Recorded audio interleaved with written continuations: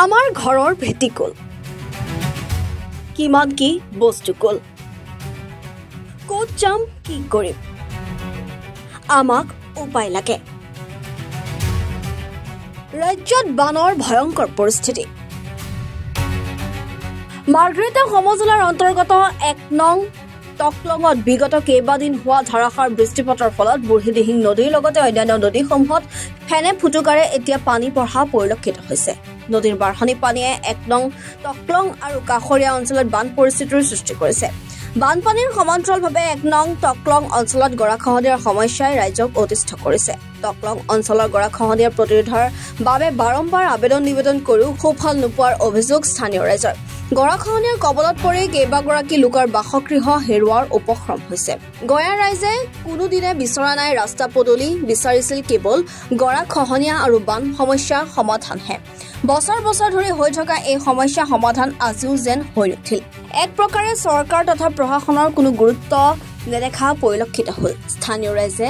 বান খহনীয়াৰ সমস্যা সমাধানৰ বাবে এতিয়া দাবী জনোৱা পৰিলক্ষিত হৈছে অসম চৰকাৰক ইমান বাৰ জনাই আছো আমাৰ যে ইমান অসুবিধা হৈছে নদীখনে আমাৰ মাটি নি খতম কৰিলে আজি এতিয়া আমাৰ থাকিবলৈ কোনো ভাগে ব্যৱস্থা নাই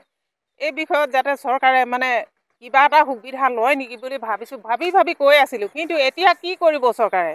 আমাৰতো ঘৰৰ ভেটি গ'ল ঘৰ গ'ল কিমান কি বস্তু আছিলে চব শেষে হৈ গ'ল এতিয়া যিমানখিনি খেতি বাতি এইবোৰ বাম খেতি আছিলে সেইবিলাক কৰিছিলোঁ সেইখিনি চব লৈ গ'ল এতিয়া আমি ক'ত কি কৰিম কি নকৰিম ক'ত যাম আমাৰ উপায় নাই এতিয়া আমাক চৰকাৰে যাতে তাৰ বদলি কিবা এটা নহয় কিবা এটা সহায় দিয়ক বুলি আমি আশা কৰিছোঁ বিধায়ক মহোদয়কো কৈছোঁ আৰু মুখ্যমন্ত্ৰীকো কৈছোঁ গোটেই চৰকাৰখনকে কৈছোঁ আমাক কিবা এটা সুবিধা দিয়ক আমি বাৰে কৈ আছোঁ কিন্তু একো ভাগে কাণে পাতিবলৈ যোৱা নাই চৰকাৰে কি কৰিম আমি বিধায়কগৰাকীক এই ক্ষেত্ৰত আপোনালোকে বাৰম্বাৰ অনুৰোধ কৰিছে কৰি আছোঁ আমি একো ব্যৱস্থা কৰা নাই এতিয়ালৈকে আপোনালোকে একো কৰি দিয়া নাই কি অনুৰোধ কৰিব এতিয়া বিধায়কগৰাকীক কি অনুৰোধ কৰিম আমাক ক'ৰবাত এতিয়া সংস্থাপন দিয়া এনেকুৱা এটা কিবা এটা হেৰি কৰি দিব লাগিব আমি আৰু নহ'লে ক'ত কি কৰিম আৰু ডেইলি আমি হাজিৰা কৰি খোৱা মানুহ ডেইলি হাজিৰা নকৰিলে আমাৰ পেটৰ ভাত গাল নাথাকে সেইটো কাৰণে যাতে আমাক চৰকাৰে বিধায়কে এইবিলাক আমাক অকণমান চাই চিতি ক'ৰবাত সংস্থাপন দিয়া ব্যৱস্থা কৰক বুলি মই ভাবি এইখিনি মই ক'লোঁ আজি আমাৰ অসম চৰকাৰে আমাক একো দিয়া নাই আজি ঘৰ দুৱাৰ ভাঙি মুঠতে চুৰমাৰ হৈ গ'ল এইবিলাক গৰাখহি আছে আমি আজি ৰাতি হোৱা নাই মুঠতে গোটেই ৰাতিটো আমি এনেকেই উজাগৰে আমি পকটাইছোঁ আজি আমাক চৰকাৰে কি ব্যৱস্থা কৰি দিয়ে আজি ক'বলৈ আমাৰ ভাষাৰে নাইকিয়া হৈ গৈছে আপোনালোকক বাৰে মুঠতে কৈ থকাই হৈছে নিউজত দি থকাই হৈছে হ'লেও আপোনালোকে একো কাণ নেপাতে অসম চৰকাৰে আমাক কি একো সহায় নকৰে নেকি আৰু কি ক'ম আজি আমি ক'বলৈ একো ভাষাৰে নাইকিয়া হৈ গৈছে আজি এইবোৰ দেখিছে ঘৰ দুৱাৰ কেনেকৈ আমি ভাঙি পেলোৱা হৈছে হেৰি বানপানীয়ে কেনেকৈ উটুৱাই নিছে এইটো চৰকাৰে দিছিলে এইটো কি চৰকাৰ হৈছিলে এখন কংগ্ৰেছৰ চৰকাৰৰ দিনত এইটো ঘৰ দিছিলে আজি ঘৰ গৈ ক'ৰবাত পালেগৈ আজি এতিয়া সেইটো টঙি ঘৰ আমাৰ এনেকৈ আমি আশ্ৰয় লৈ থাকিবলগীয়া হৈছে আজি আমাৰ হাজিৰা কৰি খোৱা মানুহ আমি ক'তো থাকিবলৈ আমাৰ একো সুবিধা হোৱা নাই আপোনালোকে কিবা এটা ব্যৱস্থা কৰে যদি কৰিব আজি আপোনালোকৰ নিউজ চেনেলৰ যোগেদি আমি অসম চৰকাৰক এটাই অনুৰোধ জনাওঁ আপোনালোকে দেখিছে মই আজি যোৱাকালিৰ পৰা কেইবাটাও মই পোষ্ট শ্বেয়াৰ কৰিলোঁ ফেচবুকত বহুতো শ্ৰোতাই চাইছে কিন্তু এতিয়ালৈকে কোনো ধৰি লওক এই বিষয়ত তেওঁলোকৰ কোনো কমেণ্ট মই এতিয়ালৈকে পোৱা নাই কিয়নো এতিয়া